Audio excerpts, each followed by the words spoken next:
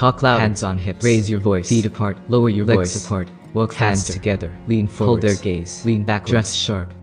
Every one of us is consumed most of the self-help advice available on the internet that claims to help you become more optimistic, overcome all of your challenges, and eliminate your self-doubt. But it isn't working for you, right? Or is it? To be honest, it is not fit for you. It might work for certain people, but the fact is that you are not one of them. You're one of a kind person. But when you lose contact with your own self, the genuine you, you'll find yourself lost in the ocean, struggling to find the courage you're looking for. This is 1% Better Every Day. Today, I'm going to reveal 7 toxic advice, which is spread all over the internet, that kills our confidence, and how you can build real confidence by doing nothing. The fact being, our inner self serves as a compass, showing us direction when we are lost. We would be like a ship without a steering wheel wandering in the ocean if we lose ourselves. Hence the counseling and advice are useless for you. And why is it that, only when you need it the most, your courage disappears? Your courage is destroyed once you're nervous about opening up, introducing yourself at a conference, or simply making new friends. Since the idea of becoming more optimistic and self-belief has made you much more insecure, you're therefore less okay to be in with your company. And then, you feel lost in life, maybe you even portray yourself as a loser. Then you feel uneasiness in breathing, dizzy sight, overthinking, and ultimately feeling mentally sick. And I know every time we go through this, it's way worse than our previous experience. We face all of that, just because we wanted to improve ourselves, just because we wanted to be more confident, just because we wanted to be loved. And all those failed attempts to boost our courage resulted in making us worried and doubt that there must be something wrong within me, something that is stopping me from having that confidence, have that life I wanted to live. And let me tell you, why do we think that there's something wrong with us? The best counseling the world has ever received on becoming more optimistic, overcoming all of your challenges, and eliminate your self-doubt, it isn't working. Don't worry, there's really a good reason for this. The problem is not you, the problem was something else.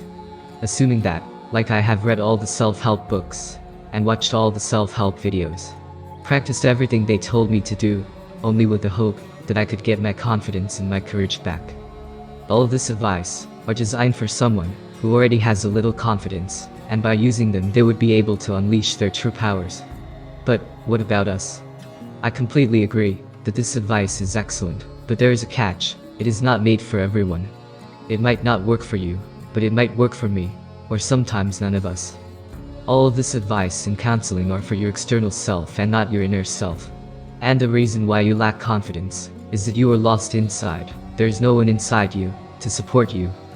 Most of the advice I have heard is to fake it until you really make it schemes. The reason you doubt yourself is because of 2 reasons. 1. Your inner self is lost in finding the real you, and by living fake it until you make it, you confuse your inner self into believing that this is the real you. 2.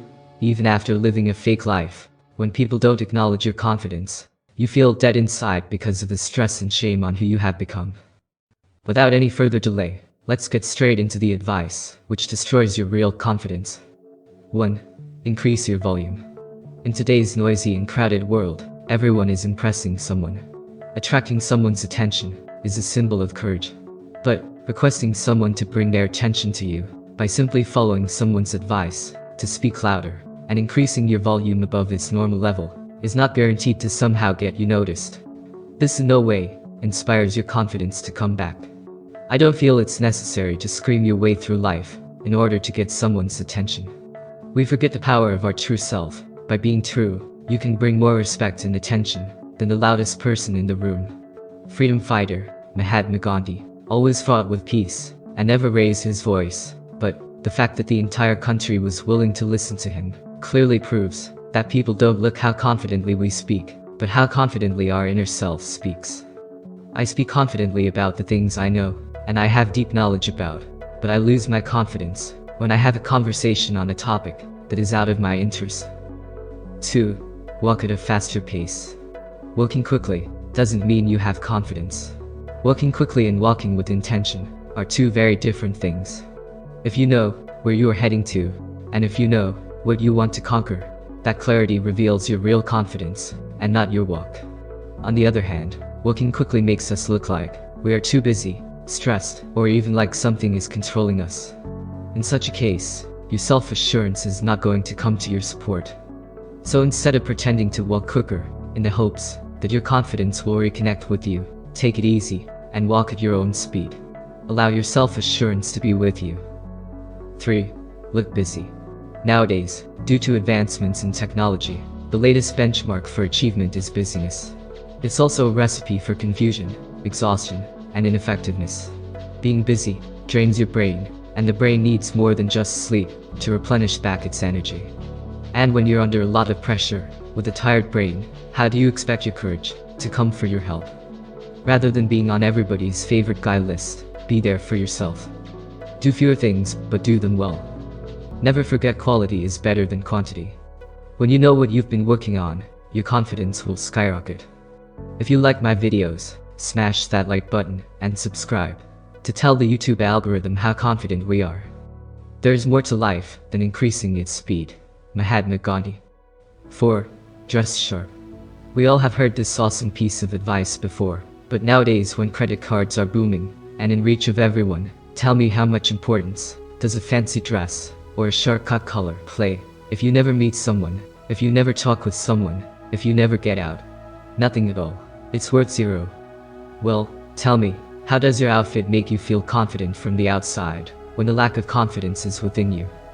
Dressing smart, with no confidence, acts as a magnet that attracts unnecessary attraction.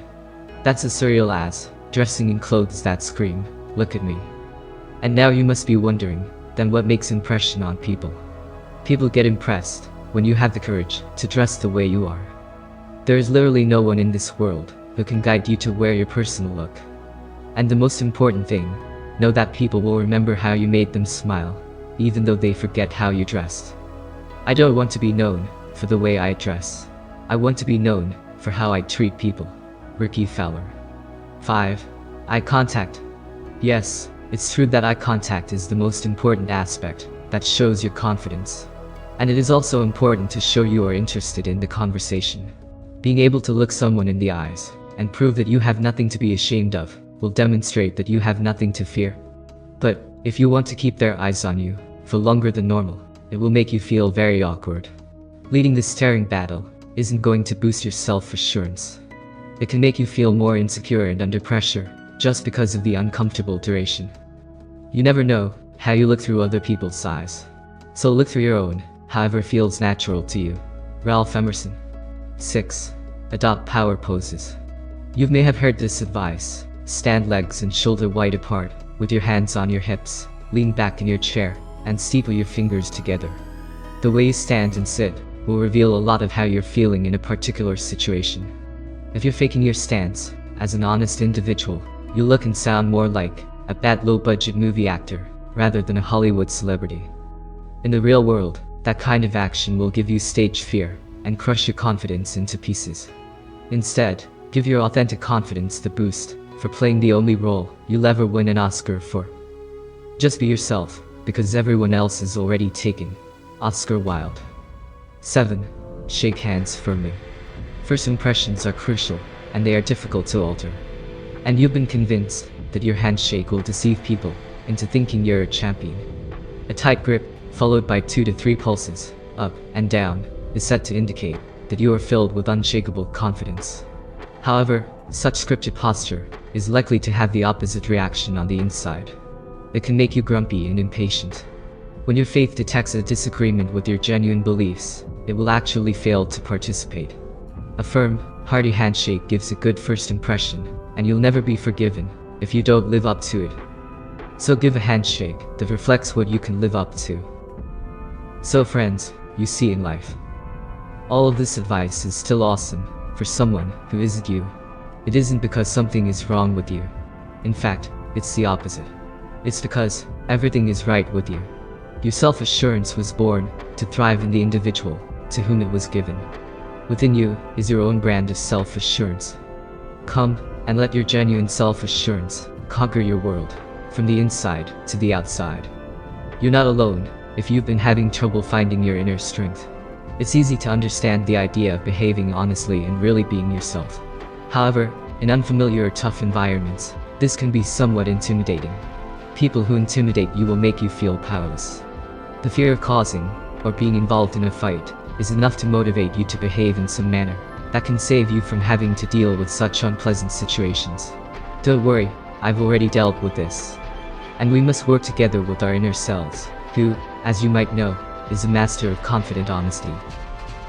Subscribe and turn on notifications, so you don't miss more videos on our journey in search of mental clarity. This is 1% Better Every Day, and I'll see you in the next video. Till then, keep improving, and stay blessed.